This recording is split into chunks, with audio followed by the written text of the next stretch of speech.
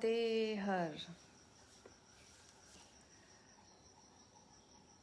पूरी आशा करती हूँ कि जितनी प्रफुल्लित मैं हूँ आजकल आप सब भी होंगे। और चूँकि मैं तो नर्मदा के पास हूँ, नर्मदा खंड में हूँ, इसलिए पूर्ण प्रसन्नता में हूँ। और दिनचर्या थोड़ी सी व्यस्त हो गई है, थोड़ी सी क्या बहुत अधिक व्यस्त हो गई है। लगभग 5-6 दिन से सोना नहीं हो पाया है और बहुत सारे लोगों से मिलना हुआ जिनसे 1 साल से नहीं मिल पाई, लेकिन उसका जो प्रभाव है वो आपको वाणी में और चेहरे पे दिख रहा होगा कि कोई थकान नहीं है। बहुत अच्छा लग रहा है। आसपास के गांव में जा रही हूँ और मैं शाम में जाती हूँ 5-6 बजे और रात को 11-12 बज जाता है। स्नेह के बंधन छोड़ते ही नहीं हैं, उनसे घंटों बात होती है, हर विषय पे बात हो रही है। और मुझे बहुत अच्छा लग रहा है कि जो किसान हमारी खेती संभाल रहे हैं, जो गांव की स्त्रियां हमारा पूरा रसोई ऐसे संभालती हैं कि वहीं से भारत का एक भोजन निकलता है, उनको मेरी वो प्रकृति संवाद बहुत समझ में आ रहा है। उनको मेरा वो जल संरक्षण या सेव वाटर वाले जो स्लोगन है, थोड़े से जो आधुनिक लग रहे हैं, थोड़े से जो शहरीकरण का स्पर्श लिए हुए हैं, वो पूर्णतः उससे सहमत हैं।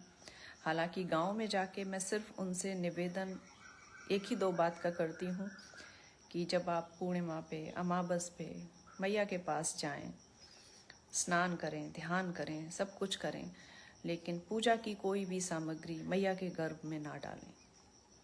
ये तब शास्त्रों में लिखा होगा जब मैया भरपूर कलकल बहती थी, लेकिन अब जनसंख्या बहुत बढ़ गई है। मैया का जो जिस तरीके से हमने मैया को रखा है, उसका जो एक बहाव है वो धीमा पड़ गया है, मध्यम पड़ गया है। तो हमें थोड़ा सा समझना होगा। तो एक ऐसी क्रांति आरंभ की है पिछले 5 दिन से कि धीरे धीरे धीरे धीरे हर गांव की महिलाओं को ये समझा पाऊँ कि थोड़े से अपने पूजा के ढंग को बदलें, थोड़े से अपने प्रार्थना के ढंग को बदलें। जब आपको मैया पे बहुत प्यार आए तो उसके किसी घाट पे जाएं और झाड़ू लगाएं।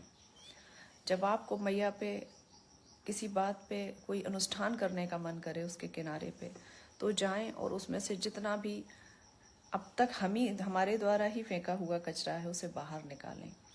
और एक बार ये करके देखें, आपको कितनी आत्मसंतुष्टि मिलेगी कि आपके जाने के पहले जो घाट बहुत गंदा था और जब आप उसको साफ करके वापस आ रहे हैं तो वो आनंद कितना अच्छा है। वो साफ सुथरी सी मैया, वो साफ सुथरा सा मैया का आंचल, वो साफ सुथरा सा मैया का वो सिरहाना जब चमकता हुआ दिखेगा तो वो खुद को ही कितना अच्छा लगेगा।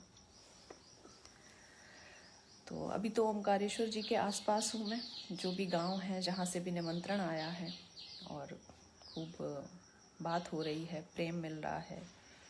मैया का जो खंड है उसकी दिव्यता को कहीं ना कहीं मैया के किनारे बसे लोगों ने ही अपने प्रेम से सिंचित किया है, इसीलिए वो खंड इतना ऊर्जावान है, इतना प्रेममयी है। और साथ साथ वृक्षारोपण का भी कार्य चल रहा है।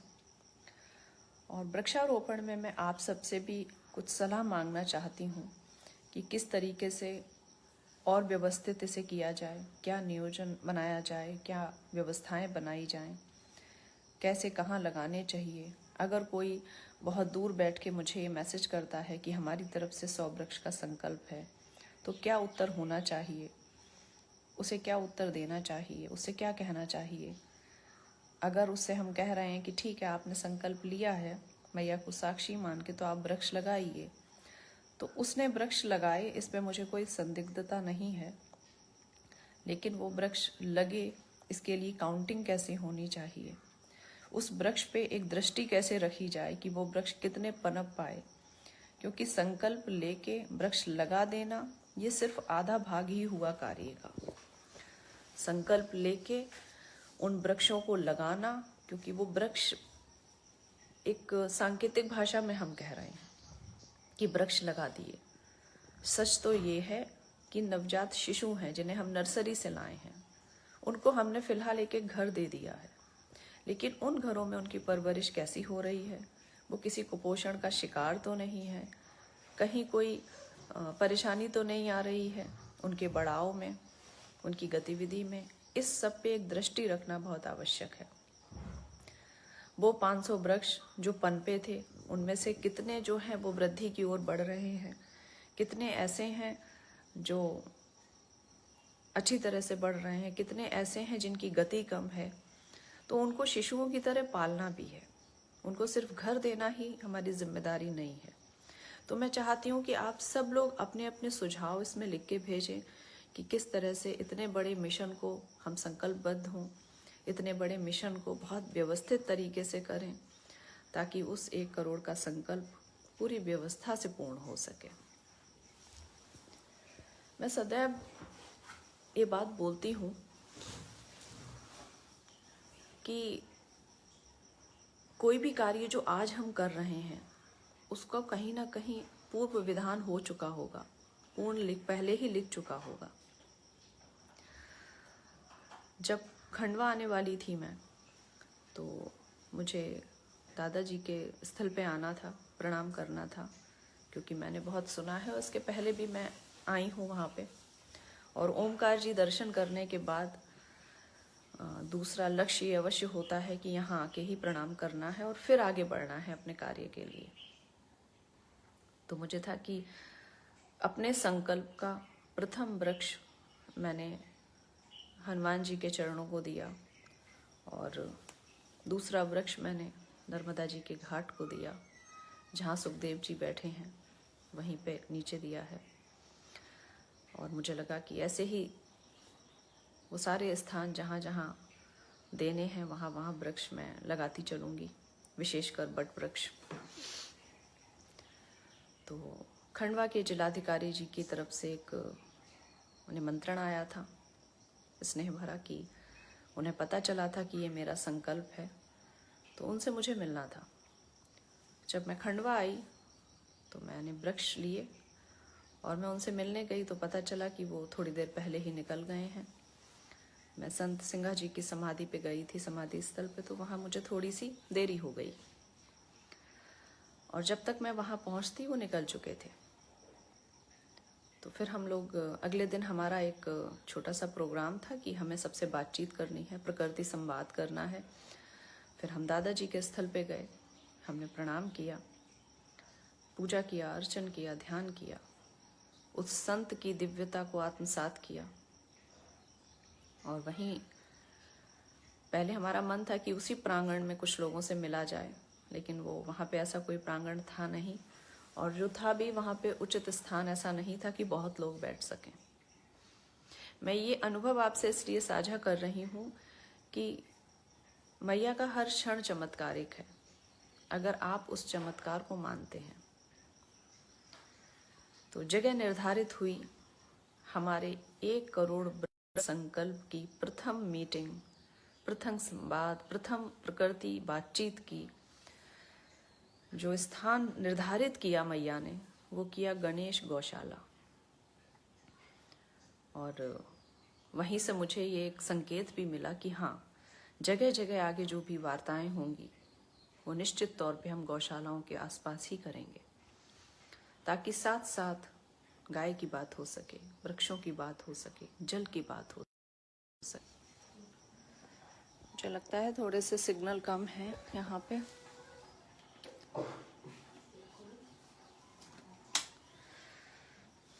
तो कोई बात नहीं, हम कोशिश करेंगे दोबारा से कनेक्ट होने की।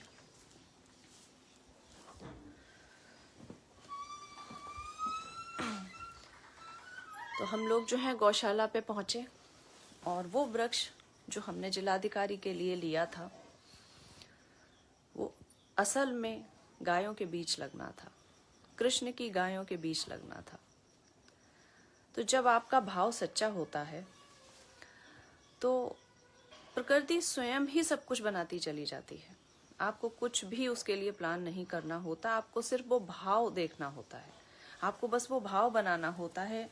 मैंने यही सोच के मैया को साक्षी मान के संकल्प लिया था कि मैया बोल तो सब देते हैं, पर कर पाऊं, पूर्ण भाव से कर पाऊं, ये थोड़ा सा कठिन हो पाता है। तो शायद वो मेरा भाव इतना सच्चा था कि मेरे द्वारा जो वट वृक्ष पहला लगा वो गौशाला स्वयं पहुंच गया, और बहुत अच्छा वहाँ वातावरण था। ऐसी गायें जो सड़कों पे थी उनको संरक्षण देने का वो लोग कार्य करते थे। मैं यहीं से उनको इस लाइव सेशन के माध्यम से उनको प्रणाम करती हूँ। ये बहुत कठिन कार्य है कि जिससे कुछ ना मिले उसको प्रेम देना, ये सबको नहीं आता, ये सब नहीं कर पाते। कि उन गायों से दूध नहीं मिलेगा पर उनकी देखभाल भी करनी है, ये बहुत बड़ी बात है।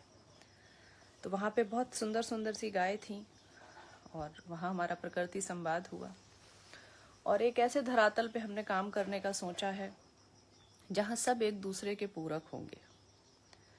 तो वहाँ पे कल जितने लोगों ने संकल्प लिया है वृक्षों का, उनको मैंने बोला है, क्योंकि वहाँ मैंने एक बात को गौर किया कि गौशाला में वृक्ष नहीं है, एक भी वृक्ष नहीं है, हरियाली नहीं है। तो वहाँ कल जो लोग मुझे वृक्ष का संकल्प लेके वृक्ष दे रहे थे या सहयोग दे रहे थे आर्थिक रूप से, मैंने उन सब से कहा है कि आप वो सारा सहयोग उस गौशाला में लगाइए। आपको जब भी वृक्ष देने का मन करे, कभी 5, कभी 7, कभी 11, जैसे भी आपकी आर्थिक स्थिति हो, जैसे भी आपकी व्यवहारिक स्थिति हो, उस गौशाला को हम हरा भरा करते हैं। दादाजी का स्थान है और ठीक सामने उनकी स्थान के ही गौशाला है। अगर हम उसको ठीक से हरा भरा कर पाए तो मुझे लगता है ये अपने आप में सबसे बड़ा अनुष्ठान होगा, प्रार्थना होगी, हवन होगा। और जब वट वृक्ष लग रहा था तो जब मैं प्रकृति संवाद अपना कर रही थी, उसी बीच वहाँ के जो भी सेवादार होंगे उन्होंने वहाँ पे गड्ढा खोदा और उसके लिए पूरी एक व्यवस्था बनाई, और मुझे बुलाया गया कि अब आप आइए और वृक्ष लगाइए। तो मैंने वहाँ जाके पूछा कि भाई ये गड्ढा किसने खोदा है। तो वहाँ मेरा परिचय कराया गया, जो भी 2-3 बच्चे थे जिन्होंने गड्ढा खोदा। तो मैंने बोला कि भाई वृक्ष लगाने का अधिकार उसी को है जो इस वृक्ष की व्यवस्था बनाए। घर में रहने का अधिकार तो उसी को होगा ना जिसने उस घर को बनाया है। सर्वप्रथम अधिकार तो उसको ही है। और बहुत अच्छा लगा मुझे। कल वट वृक्ष था, एकादशी का दिन था, खंडवा जैसा सिद्ध स्थान था जहाँ दादाजी की दिव्यता आज भी विद्यमान है। गौशाला जैसा स्थान था और चारों तरफ जहाँ गाय घूम रही थीं, विचरण कर रही थीं, उसके बीच मेरे द्वारा दिया हुआ वट वृक्ष लगा। तो उन्हीं 5 बच्चों से वट वृक्ष लगवाया गया जिन्होंने उसका गड्ढा खोदा था, जिसने उसकी व्यवस्था बनाई थी। और वो बहुत खुश हुए, क्योंकि मुझे लगता है अब से पहले वृक्ष ऐसे ही लगते थे कि व्यवस्था कोई और बनाता है और 5-7 लोग हाथ लगा के फोटो खिंचा लेते हैं। तो कम से कम उस व्यक्ति तक उसका निष्कर्ष अवश्य पहुंचे जिसने प्रयास किए हैं। ये हम सब के प्रयास होने चाहिए कि जिसकी मेहनत है उसी को उसका फल दिया जाए। तो कल का दिन जो है वो बहुत ऊर्जावान था, बहुत व्यवस्थित था। कई आसपास के गांव में भ्रमण भी चल रहा है, लोगों से बात भी हो रही है। और चूंकि अभी गर्मी बहुत है तो जिन लोगों ने संकल्प लिया है वो सब हम लिख रहे हैं, नोट कर रहे हैं। जैसे ही थोड़ा सा मौसम अच्छा होगा, बारिश आने वाली होगी, तो इसकी योजना ऐसी बनाई जाएगी कि ज़मीन पे उतर के अच्छे से काम किया जाएगा। एक पूरी लिस्ट बनाएंगे जगह जगह से। तो अभी तो आप सब लोग जहाँ जहाँ वृक्ष लगाना चाहते हैं अपने नंबर भेजिएगा मुझे, और कितने वृक्षों का संकल्प है, आप किस स्थान से हैं, अपने गांव का नाम भेजिए, अपना नाम भेजिए, पूरा विवरण भेजिए, कैसे उन वृक्षों के लिए किया जा सकता है उसके सुझाव भी भेजिए। तो ये तो थी मेरी कल तक की दिनचर्या जो मैंने आपसे साझा की। चूँकि कल सुबह हमारी बात नहीं हो पाई थी तो एक ना एक आध्यात्मिक छोर कुछ ना कुछ छूट जाता है, तो निरंतरता रह जाती है। कल से पहले हम 2 विषयों पे बात कर रहे थे, जो सूत्र मैंने आपको दिए थे कि हमें सृजनात्मक रहना है,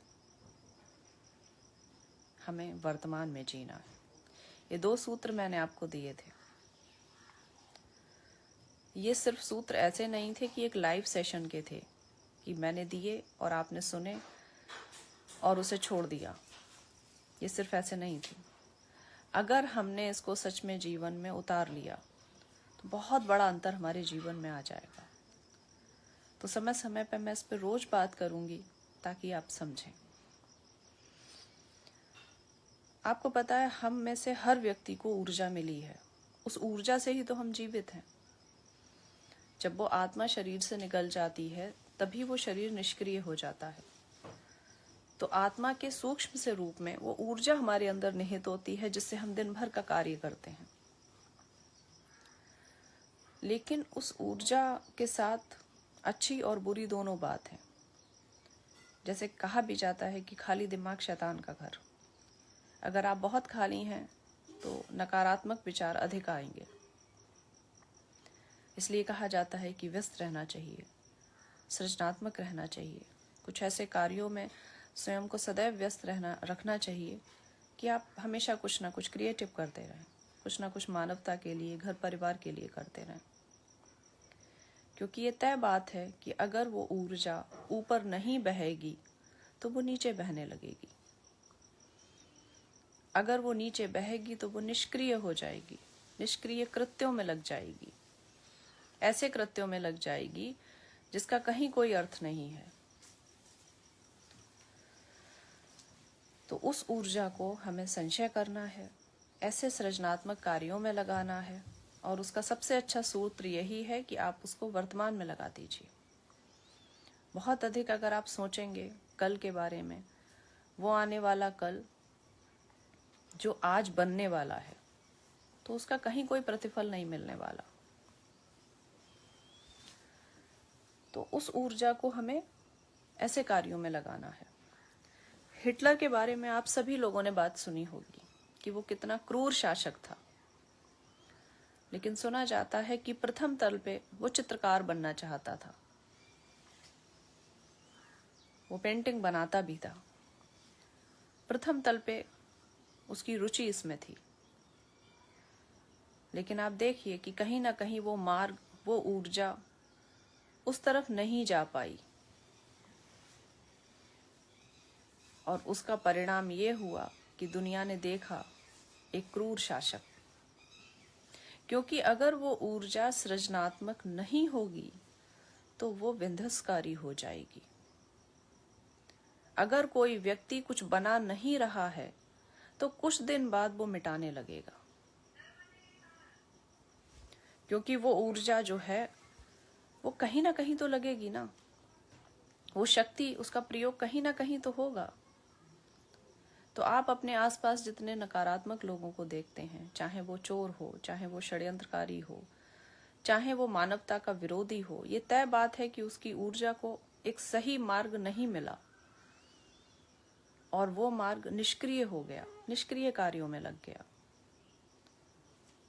तो बुद्धि विवेक हम सबको समान मिला है। उस बुद्धि विवेक को हमें ऐसे प्रयोग करना चाहिए कि वो मन, वो भाव, वो बुद्धि, वो सब कुछ ऐसे कार्यों में लगे जो मानवता के लिए अच्छे हैं, जो हमारे स्वार्थ के अलावा थोड़ा सा दूसरों के कार्य भी आए। अगर वो चित्रकार बन जाता तो इतना क्रूर शासक कोई नहीं देखता। और सोचिए, जब वो ऊर्जा निष्क्रिय हुई और इतनी क्रूरता में बदली, इतनी उग्र हो गई, इतनी आक्रामक हो गई कि उसने आधी दुनिया को समाप्त कर दिया आक्रमण कर करके। अगर उसी ऊर्जा का प्रयोग सृजनात्मक किया जाता तो शायद वो आधी दुनिया को बना चुका होता या बनी हुई उसी दुनिया को और सुंदर बना देता। क्योंकि जो ऊर्जा इतनी विध्वंसकारी हुई उग्रता से, वही अगर ऊपर की तरफ जाती तो उतनी ही सृजनात्मक हो जाती। तो ये 3 सूत्र जो मैंने आपको दिए हैं कि सृजनात्मक रहिए, हर समय निर्माण में मत सोचिए, कुछ ना कुछ आनंद के लिए कीजिए, वर्तमान में जीवित रहिए। आपका वर्तमान क्या चल रहा है, आपको पूरी एकाग्रता से वही कार्य करने चाहिए। हर वो कार्य करना चाहिए जिससे अपने अलावा भी तो किसी का लाभ हो। बहुत निज स्वार्थ में अगर लगे रहेंगे तो कहीं ना कहीं हम मशीन हो जाएंगे। मेरा खाना, मेरा पीना, मेरा उठना, मेरी नींद, मेरा मेरा इतना करेंगे कि हम बचेगा ही नहीं। और हम सब उस संस्कृति से हैं जहाँ वसुधैव कुटुंबकम की भावना हमें प्रारंभ से ही बताई गई है, आरंभ से ही बताई गई है। हमें समझाया गया है कि समस्त विश्व ही आपका परिवार है। तो उस ऊर्जा को जो हम सबको समान रूप से मिली हुई है, उसको हमें संचित करना है, अच्छे कार्यों में लगाना है। और जैसे कि मैंने आपको 10 मिनट बोला था कि 10 मिनट के लिए बाहरी तौर पर सब तरफ से अपने आप को काट के थोड़ा अंदर मुड़ना है, थोड़ा भीतर मुड़ना है। पहले स्वयं को तो देख लीजिए। आप ऐसा ही तो करते हैं। हम कहीं किसी उत्सव में जब जा रहे होते हैं तो 10 बार आईना देखते हैं कि हम कैसे लग रहे हैं। उस समय हमारा ध्यान क्या कभी ये होता है कि जिसके यहाँ जिस उत्सव में जा रहे हैं वो कैसा लग रहा होगा? हमारा ध्यान भी नहीं होता उस पे, वो हमारे जहन में भी नहीं होता, हमारे स्मरण में भी नहीं होता। हमारा पूरा ध्यान ये होता है हमारे वस्त्र कैसे हैं, हमारा चेहरा कैसा है, हमारा सौंदर्य कैसा है, हम दिख कैसे रहे हैं। ये करते करते हम उत्सव में जाते हैं, फिर वहां के लोगों को देखते हैं और फिर घर आके डिस्कशन होता है, फलाने ने ये पहना था, फलाना ऐसा लग रहा था, उसने ऐसे बात की। कब तक ये बाहरी दुनिया में जिएंगे? तो जैसे आईने में 10 बार खुद को देखते हैं कि हम दिख कैसे रहे हैं, वैसे एक बार भीतर भी तो देखिए। एक बार तो अंदर मुड़ जाइए कि भीतर हमने क्या सोचा है, कितनी घृणा पाली है किसी के लिए, कितनी ईर्ष्या रखी है किसी के लिए, कुछ थोड़ा बहुत प्रेम बचा है या नहीं। सिर्फ 10 मिनट, 24 घंटे में 10 मिनट का रेशो कण मात्र भी नहीं है, 0% भी नहीं आता। लेकिन वही 0% आपके पूरे दिन के एक में जब लग जाएगा तो संख्या बढ़ेगी। तो उस 10 मिनट भीतर मुड़िए, उस ऊर्जा को अंदर करिए।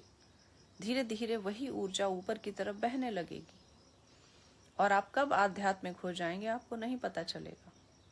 छोटे से एक अभ्यास से आपका जीवन रूपांतरित हो जाएगा, एक क्रांति घटित होगी और जो आसपास के वातावरण के लिए अच्छी होगी, समाज के लिए अच्छी होगी। तो वो 10 मिनट खुद को बाहर से समेट लीजिए, संकुचित कर लीजिए बाहरी तौर पे, भीतर मुड़ जाइए। एक बार आपको ठीक से भीतर मुड़ना आ गया तो आपको भीतर ही ऐसे रंग दिखने लगेंगे कि बाहर के ये सारे रंग फीके लगेंगे। फिर आपको भीतर मुड़ना ही अच्छा लगेगा, फिर आपको भीतर देखना ही अच्छा लगेगा। तो बाहरी आईने को जिस तरह देखते हैं, थोड़ा परमात्मा रूपी आईने में अपने आप को टटोलिए, अपने आप को ढूंढिए और दिन भर का एक आकलन कीजिए कि आज अपने अलावा और दूसरे के लिए, किसी के लिए क्या किया। आज प्रकृति पर्यावरण में आपका क्या योगदान था। तुलसी केले को जल अर्पित करने के अलावा और कितने वृक्षों की जिम्मेदारी ली। तुलसी में जो आप जल अर्पित करते हैं, केले में जो आप जल अर्पित करते हैं, वो आपका निज स्वार्थ है। आपने तुलसी मैया को आंगन में लगाया है, दीपक लगाएंगे, जल चढ़ाएंगे, इनसे कुछ मिलेगा। ये परमात्मा है, इनकी पूजा करेंगे तो हमारे काम बनेंगे। वो एक भय है, वो एक कहीं ना कहीं किसी तरह का व्यापार है उनसे कि भाई हम आपको जल अर्पित कर रहे हैं। वो कहीं ना कहीं एक दबाव है कि हर घर में तुलसी होनी चाहिए, हर घर में तुलसी होनी चाहिए, ये एक बात है। लेकिन हर घर कहीं ना कहीं प्रकृति रूपी हरे रंग से हरा होना चाहिए, ये भी आवश्यक है। सिर्फ आंवला नौमी पे ही आंवले के पेड़ को मत ढूंढिए, उसको साल भर भी तो देखिए कि वो कहाँ बुझा पड़ा है, वो कहाँ मुरझा रहा है। उसको साल भर भी जल की जरूरत है, उसको साल भर भी आपके प्रेम की जरूरत है, उसको साल भर भी आपकी परिक्रमा की आवश्यकता है, आपके दीपक की आवश्यकता है। 364 दिन भी तो पलट के देखिए कि वो कहाँ है आंवले का पेड़। वो एक दिन में आपको पुण्य नहीं दे देगा कि कहीं भी हम गए, उसको ढूंढा, वहीं 5 परिक्रमा की, दीपक जलाया और घर आ गए। एक दिन ऐसा भी आएगा कि अगर उनको नहीं संभाला गया तो वो प्रजाति ही विलुप्त हो जाएगी।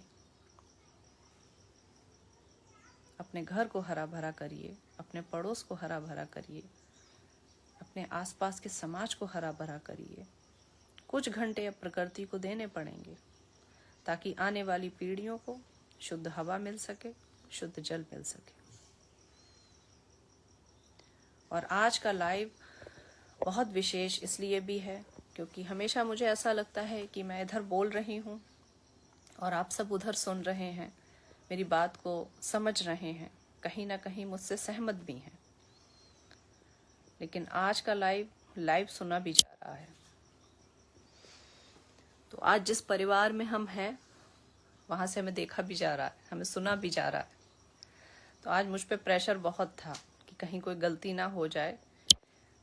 आज ठीक से बोलना है। फोन पे तो आप उधर से नहीं बोल सकते हैं, लेकिन सामने भी कुछ लोग बैठे सुन रहे हैं, तो कोई त्रुटि नहीं होनी चाहिए।